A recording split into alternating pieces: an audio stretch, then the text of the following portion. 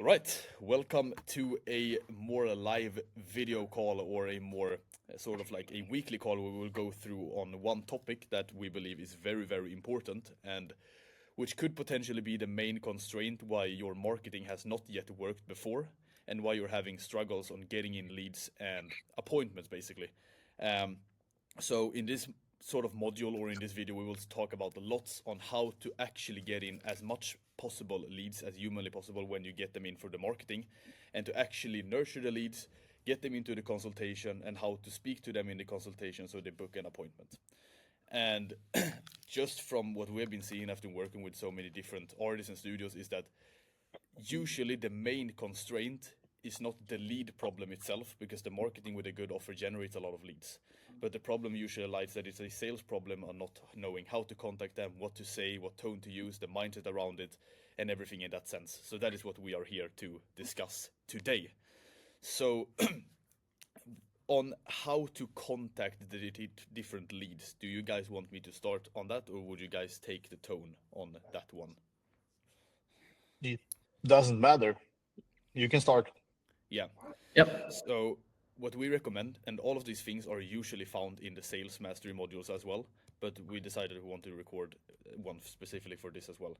Because if you get a lot of leads and you don't manage to get yourself booked, it is not a lead problem, it's a sales problem. And here it could be that you have a weird process in place, maybe you're not following them up enough. And just overall the structure on what we recommend is to first of all get in touch with the leads as fast as possible. That's probably the number one, because people are scrolling all day long. If you're typing to them in 3 days, they have already forgot that they've signed up to your offer, and they've probably already bought 3 new products online that they saw on Meta or Instagram or Facebook. So the first one is to have some sort of touch points very early on, whether it's a call or a message. And what we recommend is to first send out a copy-paste message that you can send out and just switch out the name of the person, for example. And you can find this in the sales mastery. And if they don't answer immediately, do a double dial. And if they don't answer that, then just keep repeating the process with message and calls for 3 days after that, because people have busy lives. People forget what they sign up on. They forget that they have their children in daycare. They forget their tattoo appointments. They forget their dentist appointment. People forget everything. So you have to be in their head, because if they don't answer at the first time, it is not because they don't care. It is because they have forgotten about it, or they have other things in their life, basically. Do you guys want to add anything in there? Yeah, and many people have the thoughts that they don't want to feel like a pushy sales guy when they're following up the leads all the time.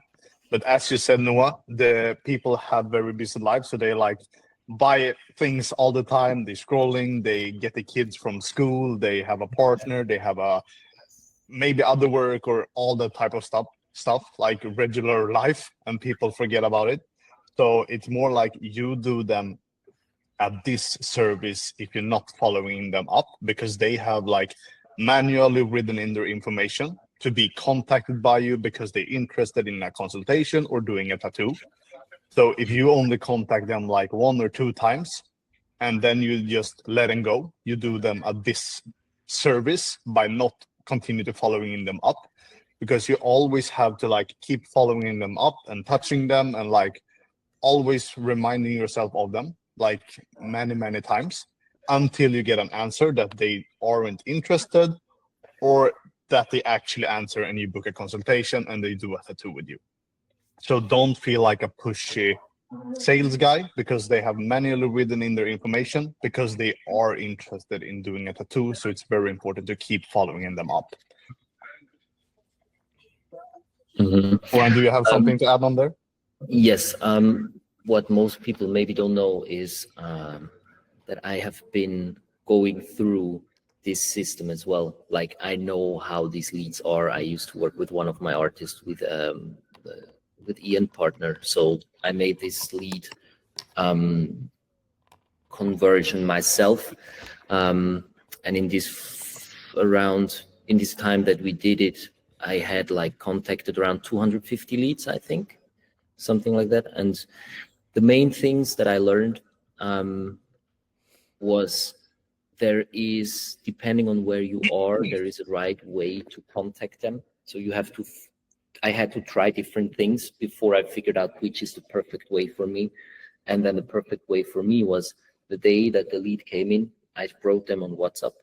I texted them like, hey, I'm Flo. I do the appointments for this artist. You send your request for tattoo. I would love to talk to you for 5 minutes about it. When do you have time?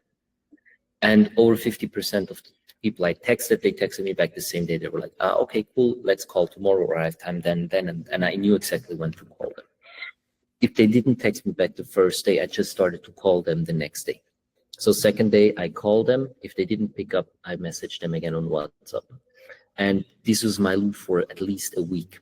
So I always call WhatsApp first, and then from the second day, call and WhatsApp. And if they don't answer to my WhatsApp or the calls for 3 or 4 days, I write emails as well. So they get 3 touch points by me.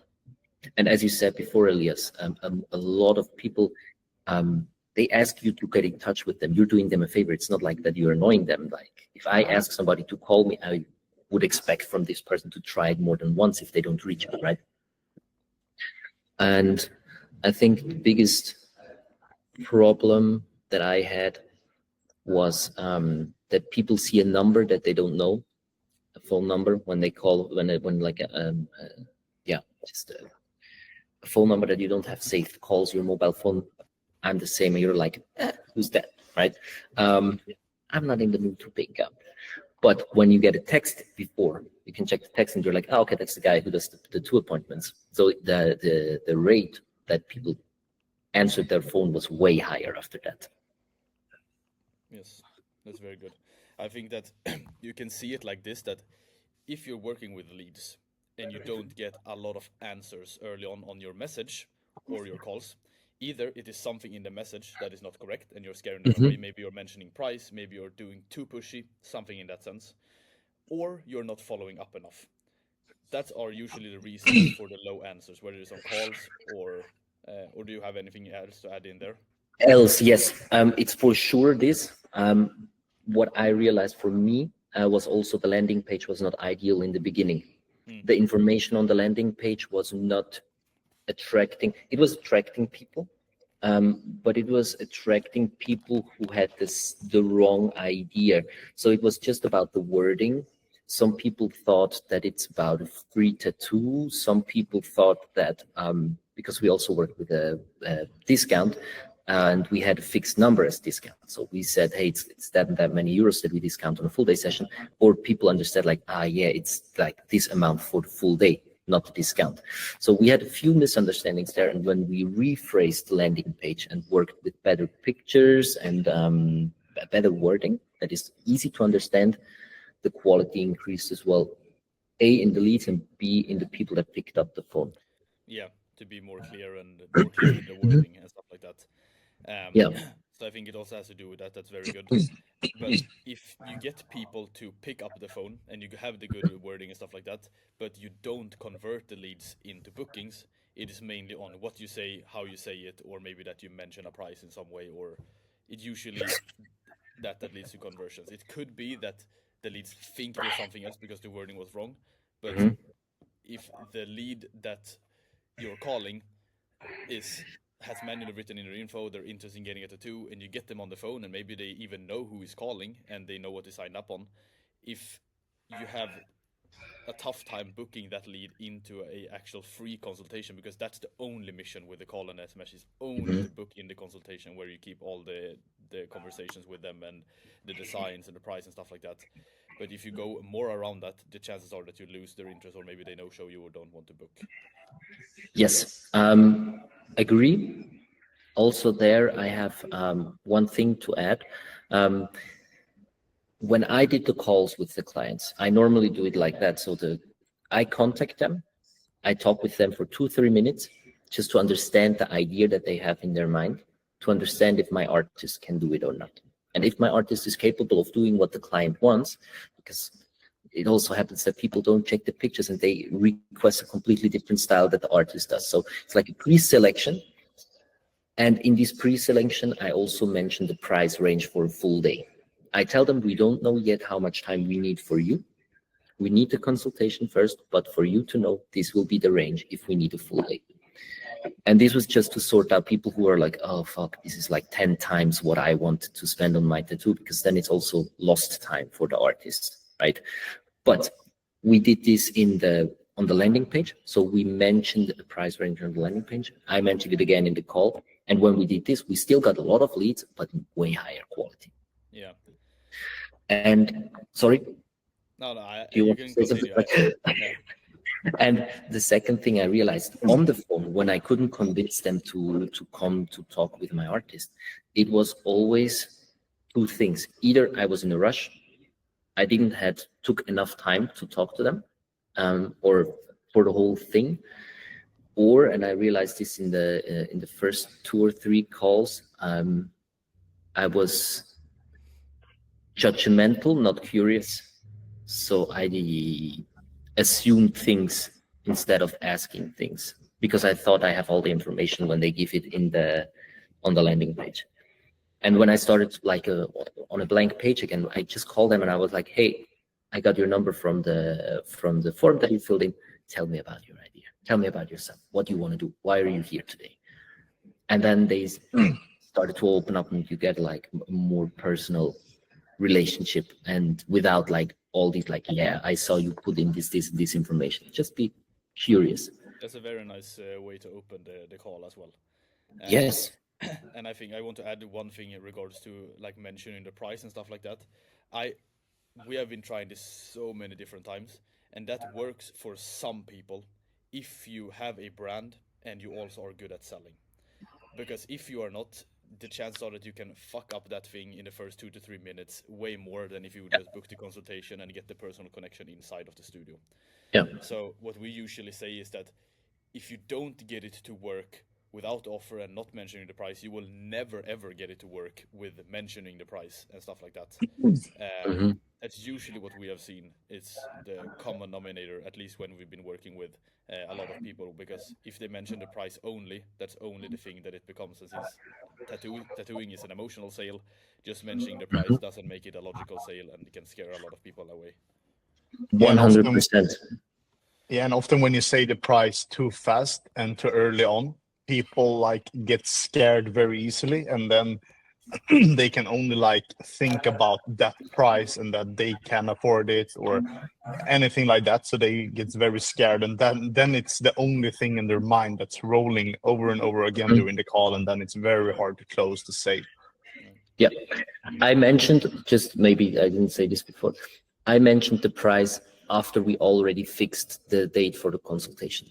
So I do the whole call. I'm like, okay, cool. Tell me about your idea. Like, we're going to go through the whole thing, 5 minutes talk. And then like, okay, cool. Tom or the artist or whoever would love to do this tattoo for you. And then I book them in. And then after booking them, I tell them, okay, just to go through the things again, you want to do a tattoo with him. You came for this special deal. So normally this and this is the price range. Now with the deal, it's this and this, just for you to understand. But they already confirmed, or they already like locked in for the consultation. Yes. Yeah. When you have them committed in the emotional way like that. Yes. And I think it's also true what you said before. The artists I'm working with are normally way above the price average in their city. So it was important to mention the price in the beginning, so I don't have a lot of like consultations where the artist and the client afterwards is disappointed, because they were like, yeah, if I knew I would be in this range, I wouldn't even took the day, half a day off, and come to the studio and talk with you about it. Yeah, I think that also has a lot of things. I will just add a quick one in. I think it's also, like you said, has a lot of things in that you're working with very good artists, and a lot of the leads that comes into that are usually a little bit warmer, since they already have the trust of being a very good artist. But if you are not as blessed as have been working with the branding and having the following or the branding itself, then the chance of you getting a range between warm leads and cold leads is a huge increase. Because that is what you will get when working with leads. Some people are already sold. I know there was a lead that he had, for example, that was like, I really, really want to make a tattoo with you. like no matter what Mhm. it was, and that's a super warm lead, and then the price doesn't really matter. But if it's Mhm. a cold lead that has never seen you, you don't have any trust, you don't have any branding, there is nothing whatsoever that can build trust. If you just put out a price there and that will be the only thing, then it Yeah. won't really work to No. convert them. Yeah. And I Um, think one more important thing to mention, a little thing, is just like the timing or when you call the leads to try different times during the day. And I think Florian, you can talk about your experience with the, like the tattoo leads, and we have ourselves been nurturing leads in very many other businesses as well, and talk to friends and many other people that working in many different niches, and like all the niches have their own time with calling the leads the best time. But Florian, Mhm. when do you have experience when like the best time to call the leads, or is it very different? Because I think in different countries or cities, it's very Mhm. important to try calling the leads like in the morning, during lunch, after work, Yeah. and all that stuff. To be honest, I haven't really found the time where I can say on average it's always then. What I understood, it's better after 12 than before 12. So it's better in the afternoon than in the morning. I reach more people on average. But because I asked most of the people or texted them in advance and asked them when would be the right time for you to call, it was very different. Like I had people working until 10 in the evening and they were like, yeah, can you call me at 11? And I was like, sure. For me, it's not a problem, but it's like, Yeah. it's not normally not a time where I would pick up the phone and start calling leads, right? But for him, it was the only time I was able to reach him. So, yeah. Yeah. I think that Aron in the community as well, that is the studio manager for Tello Inc. I know that mhm, he always calls after working hours because he get a lot mhm, more pickups because people know that it is for sure not a salesperson that is working after 6 o'clock. So people think it's someone else that is calling. So mhm, he always called like at 7 or 8 at night, or when people were heading back home, or when they were already home, and he got a very good pickup rate. And he also does the double dial since people have do not disturb mode and stuff like that on as well. Because then he's just calling up as a friend. Hey, I saw you showed interest. Tell me about the work. What do you have in mind? Do you want to come in for a coffee in the tattoo studio or something like that? Just make it a such low barrier as humanly possible to make them come in. yeah, So that's very, very, very good. And I think that this is something that when you're watching this and you're inside of the program, you will most likely take use of the paid ads when the marketing and the leads and all of those things. Like join the weekly calls, right in school if you have the struggles with converting the leads or everything like in this sense, because you have a team that has done this for hundreds of people and also done it themselves. So there is always some constraints that are holding you back in some way. So don't be afraid to ask about those things, because there are probably other people in the community that need help with it as well. So if you're writing in the school chat and we can help out, that will probably answer the question for someone else that maybe doesn't dare to ask the question. Um, and we're always happy to see on the process and stuff that you do with this, because if you have good marketing in place with good converting skills and sales systems in place, then you will basically have a money machine when it comes to the marketing and converting leads. So that's what I would say to this. um, and I think that is also good to keep in mind what Elias said before, that you're not cold calling them in some way. Like these are people that has manually mhm, seen your ad, they like your style, your tattoos, they come into the landing page, they fill in their name, mail, and phone number because they're in some way interested in getting a tattoo with you. Some people will always be, when you call them up, that they are not interested, they don't know what they signed up on. There is no way you can convert 100% of the leads in any business. But if you can make sure that you have good strategies and systems in place, you will increase the conversion rate and the amount of leads that you actually book in. And that is the most yeah, important part. Um, because marketing in the tattoo industry is very, very powerful, because you have good margins. It's easy to get in people that are interested in a consultation or a tattoo, and the lifetime value of a customer is super high when you're working in the tattoo industry, if you're doing a good tattoos and doing a good work and creating a good experience and stuff like that. um, so that's what I would say. You can see like the marketing is a way for you to bring in a new customer as cheap as possible, so you lower the cost per acquisition to get them into the door with a free consultation and a good sales system in place. and you keep them and increase their lifetime value on how much they're worth to your business during a lifetime, with how good tattoos you're doing, how good experience you're creating, and also have strategies in place to retain the clients and make them recommend you to others. Yeah. Is there anything else you guys want to add in about contacting the leads, or how to do it, the tone to use, or what to say, how to think about it, or?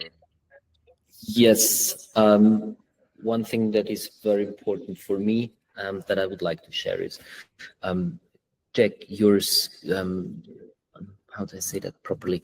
Check your state of mind before you call the leads. For these people, and calling these leads takes time. It took me around like 30 minutes to 45 minutes every day, because we had a lot of leads coming in. So don't do it in a rush, and be ready to open up to the people on the phone, because for them it's the first touch to the tattoo, or the second touch after filling in the form, but like the first personal touch to the tattoo. And it's for them, it's like it's an exciting thing, right? It's an adventure. Tattoo is always an adventure for the customer. And if you cannot take them on that level, even on that call, they will come, or they will either not come, or they will come with a scared or anxious vibe. And it's way harder to turn this into a client than when you have somebody that you hype up on the phone already, and they come to the studio and they be like, oh my God, this is the best thing ever, right? Yeah. And it's way more easy to get them in afterwards for the tattoo as well. Yeah. So always do it with a fresh mind, and with the intention that you do it for them, and it's an adventure for them. So no matter how stressed you are or what's going on at the moment, just be extra nice to them. Yeah. You set the bar in the first 5 to 10 seconds in the call, and that sets the bar for the rest of the relationship usually, because it's much harder to change that after that. So just go in with excitement, and go in with curiosity on, how can I serve this person? How can I create a tattoo? What do they have in mind? What story do they have around their tattoo? Exactly. And in our business, it's so easy, because it's just asking questions. It's just asking open questions. There is nothing else we have to do. If you start a call with like, hey, I'm calling you because you filled in the form and you would like to get tattooed for free, and you filled in for a free consultation, before we can book you in, I just would like to know that your idea fits to the artist. Tell me about it. What you want to do, why you want to do it. And then people are like, okay, that's cool. I want to do this. I want to do that. Yeah. And even if you have somebody on the phone who is like, a little bit low in energy, if you're high in energy and you just ask them a few questions, make them laugh once, it's going to be like, you can switch them within 2 minutes in the call as well. Yes, 100%. I think that's very important. I think that you just have like you don't need a script or anything in that sense, but have a few like questions that you usually ask that you can keep in mind, like, okay, tell me about it. What do you have for idea? Where do you want it? Like, what's the story behind? Like, have something on the side that makes it a little bit easier, so you don't get afraid of like the silent moments or anything in that sense, and just how to do the introduction in the best possible way. Yes, and be open. Don't try to hide something, or when, as you said, I didn't have a script. I had like 5 questions that I needed to be answered in the call, and 2 informations that I needed to give him. So I had like just 7 bullet points written down. And I did on the list every time I did a call. And when I went to the call, I just put a tick behind everything when I had it. And then at the end, I was like, let me check my list. I just need to blah, blah. And people are like, ha, ha, ha. Okay, cool. It's like, it's completely fine. You don't have to, you can be human. Be human. You don't have to be human. You don't have to play a role. There is so much unpersonal shit going on at the moment with AI and all that stuff. So as soon as people are in contact with people, be a human and just be nice, be yourself. People buy from people they trust. Exactly. Yeah. People buy from people they trust. What did you have on that paper? What were the different questions that you could open up with, or the different stuff? I was asking about first of all, I was asking about if they saw the work of the artist, if they checked the portfolio that we had on the landing page, because some people also don't scroll down the landing page. They just go on the landing page, fill in the information, and then that's it. So I asked them if they saw what the artist is doing and if this is what they are looking for. So that if it was it's just a yes or no. And then I was asking about the idea, like to get an idea of how much time do we need? Is it just one letter that they want to do, or is it like a full back that they want to do? then I was asking them, what was it? It was style, or if they checked the portfolio, it was about the motive. Then it was about the time frame when they wanted to do the tattoo. Then it was about the city, because we were switching cities as well. So we had different cities where we were working in. This was important for me. I don't know if this is important for other people as well. And the fifth question, I will have to open the script. I don't remember, but it was also something with I think if they already have reference pictures that they could forward me on WhatsApp. And the two informations I had to give them always was price range and how it goes from here, so they know what to expect. I think this is also a big thing where people can jump off if they don't know what comes next, because they just gonna feel insecure or like, oh. But when you explain to them, like, hey, now we had the call, now we're gonna fix the consultation, you're gonna go to the studio, you get to know the artist, you get to know the studio. Then after that, or the artist will confirm, and then we will book you indefinitely. And then you will go to the studio again to get the tattoo. If you're gonna do a design check before for this, and then like just so they know, okay. Yes. I think that's This is how it works. They got to visualize the process for themselves, because if they don't Yes. know what happens next, then it becomes unclear, and the chances are that they will no show you, or they don't want to do it. Like, Exactly. it's the same with everything. Exactly. Especially Yes. if they've never done a tattoo, then they have no freaking idea how it works. Yes. And it was three things, not only two. One thing I told them as well is, because we do the consultation for free, I wanted them to value our time. And I told them like this. It was like, hey, we value your time, and we want you to value our time as well. This consultation is for free. If you can't make it, please let us know in advance. There is no, we don't need the reason. It just matters for us if you come or not. So if you cannot make it to the studio, please text us in advance so we can use this time differently. And I didn't reduce no-shows to nearly 0% with this, from around 20 to 25% to nearly zero, with just saying, hey, please, if you can't make it, it's no problem for us, no bad blood, but just let us know. And people are like, okay, yeah, I can do that. Yeah, because it makes us human. Like you're saying it in a human way, because they understand that if they were in your place, they would not like the no-shows either way. Yeah. And most people don't understand. They think tattooers live in a completely different world than normal people. Yeah. So most artists, they're not in the studio if they don't have work, or they're not always in the studio if they don't have a client. So people, when they book in a consultation, and if you go somewhere in a normal store, it's normal that people are there, no matter if you go or not. If you go to the supermarket employee is there if you go and buy something or not. But it's different with an artist. So this is also something that the client has to understand. It's like, hey, without saying this, like, we're not going to be in the studio, we're going to use, like, I don't know what, if you're not coming, just explain them like, hey, we take this time for you. If you don't come, let us know so we can use it differently. Yeah, that's very good. And I think also it's good to have this sort of like little bit framework in mind, because you will speak with a lot of different people. Like some people that are looking for something completely else. You will speak to people with low energy. Some people might be mean. Some people might be super happy. Some people might be talking for 10 minutes straight. And some people will be cold leads, like we mentioned before, like they don't know you, they have no idea what you're doing. Then you have to nurture them a little bit and just be human, right? And then you have warm leads that have been following you for 2 years, but have never done a tattoo, so they know exactly who you are, and it feels like they know you and your entire family. So it will be like different stages, and keep that in mind when speaking to the leads as well, and have that sort of framework in mind. That it's a And when right? and when it comes to the scripts, as Florian and Noah said, it should always be like human and an open conversation. But in the scripts, you should always have these like 3 to 5 basic questions, and like, if you have some fundamental or basic information that the clients needs to know, you should have that stuff as well. So like the basic questions, the basic information that they should know, and then be human and always like just to listen to the customer and listen what they answer and ask follow-up questions on their answers. Not just like think about what you're going to ask next, because then you forget to listen from the client. just ask your basic question, and if they start to talk about different things, you can ask like, why do you want to do this, how do you want to do it, what's the story behind this, like ask follow-up questions and just listen to the customer and be human. Because otherwise you're always stuck in the script inside your head, and then it's very hard to talk with that person and be like present with them. Yeah, I agree that being present in the calls is super important. That's also what will build the connection.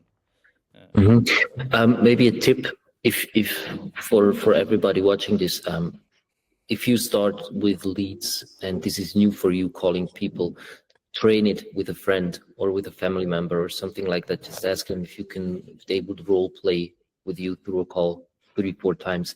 So it just feels way more natural when you jump in the first lead. Yeah, and also don't have too high expectations on yourself that you will get it to work amazingly well the first week or the first 2 weeks or 3 weeks. Like, if you've never done it before, it's just like when you started tattooing. You weren't the top 2 artists in your area when you started tattooing for the first couple of months or years. But it takes time, it takes practice, and the more you do it, it's only repetition. It's only reps. So figure out along the way and adapt to what works. So don't be too hard on yourself if it doesn't work the first couple of times, because you will get a lot of leads and you will get it to work eventually if you don't make the same failure twice. So adapt along the way, find what works for you, and the more you do it, the more comfortable it will be, and you can do it in your sleep, basically. Yeah. Agreed. That's very nice. Is there anything else we should add into this? Have we missed anything regarding the leads or nurturing the leads? I think one way another thing to pinpoint to this is that you said also to try what works best in your area. And I think that's very good to do as well, because in some countries, for example, in Germany or in other countries, people are using WhatsApp a lot. So maybe that's the best way to reach the customers. For example, where we are from in Sweden, people are not using WhatsApp as much as regular SMS. So whether it's calling or texting or mail or whatever, like people have individual preferences and what works best in their country. So you got to find what works the best where you are and what gets the most show up rates, open rates, and all of those things. So when you keep track of that inside of the All-Link system, maybe you can take notes. Hey, I contacted this on this platform. You can see where you get the most answers from. You can see all the data, so it's no guessing game. So really keep it structured in the CRM system that you have inside of All-Link system, so you know who to call, what you were speaking about. I tried this method, blah, blah, blah.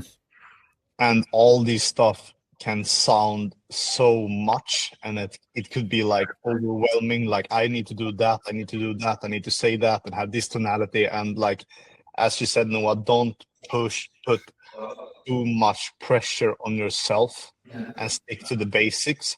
It's not easy. It's like trial and error, and you always have to do it over and over again to be better at it. But like, stick to the basics, try to call them or like message them ASAP, like as soon as possible they show interest. Follow them up, say who you are, have a human conversation, and like just do it over and over again and get the reps in, because that's where you're going to get better from. Yes. You're not going to be the best salesman ever or talking to person like on the first phone calls. You have to train, and it could be a little like hard in the beginning and go outside your comfort zone, but you just have to make the first phone calls, try it out, don't push too much pressure on yourself, and then just improving by the time. Yeah, just try one thing at a time. I think that's like pretty much it. Try one thing and then see how it works for you, and then try the next thing, and then try the next thing, and just build it up. And if it were easy, everyone would do it and everyone would succeed. Exactly. So that's what you also got to keep in mind. So see it as a long-term thing. Like, you have the knowledge forever, and it would be crazy if you would be the best in the world at it for the first couple of weeks. So just adapt along the way, find what works the best for you, and then the less mind space it will take for you to do these things. But it's with everything new, like in the beginning, it will take some struggles, it will take some time, it will take some work to get it to work. But once you have it to work, it's a habit, and then it doesn't take any mind space, and it becomes like a daily part. It's a part of your daily routine, basically. Yeah. Mm-hmm. Have we missed anything now?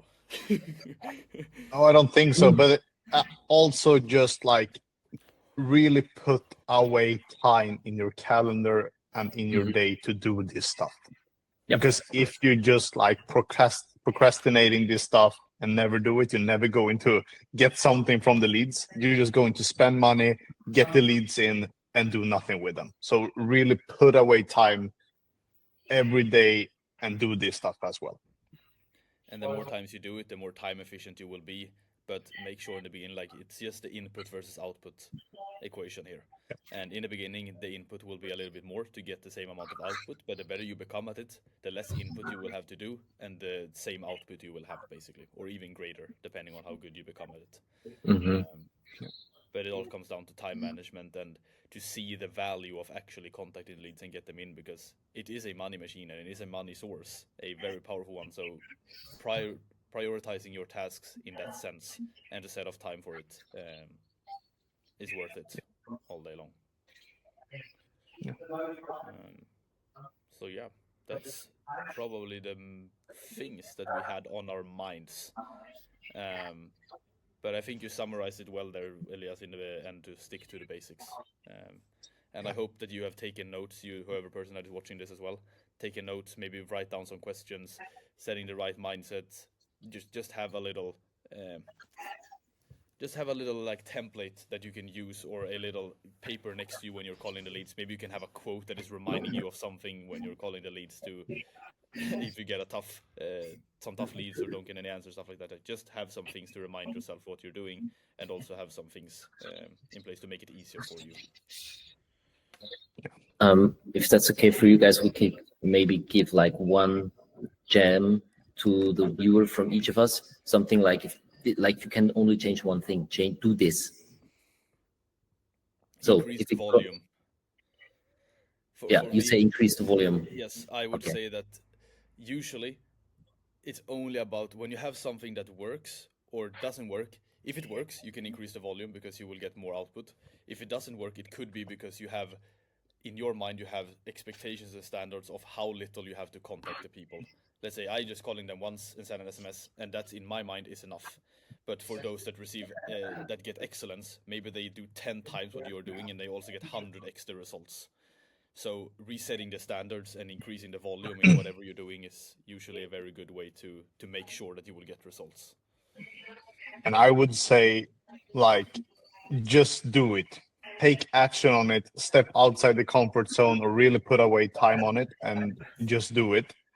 And then also, the most important thing for me when I have called very much leads as well is that push away pressure from yourself. Like, have good intentions, be a good person, and as Florian said, do it for them, their experience, their tattoo, and like do it for the client. And you can put the pressure away from yourself. The focus is on the client, and it becomes so much easier to focus on them, and then you just do it for them. Thank you. I think mine would be excited. When you call them, be excited yourself. And when you have somebody on the phone who's excited and talking to you like, yeah, let's go, you automatically jump on that energy. Yeah. It's so much easier, like just when you are on the phone, if you are like smiling behind the phone, the people are going to hear that through your tonality. Because I remember when I called the leads myself, when I was like, hi, it was Elias, and just talking regularly, compared to when I was like smiling and was, hey, it was Elias here, fun. Also, when you just do that, like by smiling behind the phone, the people are going to hear that on your tonality and your whole energy and all that stuff. That's very nice. I want to give one extra tip that we spoke about. That is to don't expect to be the best in the beginning. Don't expect to be the best. Nice. Don't be, like you mentioned, don't be too hard on yourself. Adapt along the way, find what works, and take the help you have. You have a fucking insane community with people that are using the system and getting it to work, and they have found a system that works best for them. Speak to us, join the weekly call, send in school, take the help, right? Yes. And always just write in the community or ask us like in the DM, or any questions you have, just write in the community. Like we're like available like all the time in the community in school. Yeah. Then I think we have covered everything for this one. Yes. Perfect. About the leads process, yes. Yes, yeah, for sure.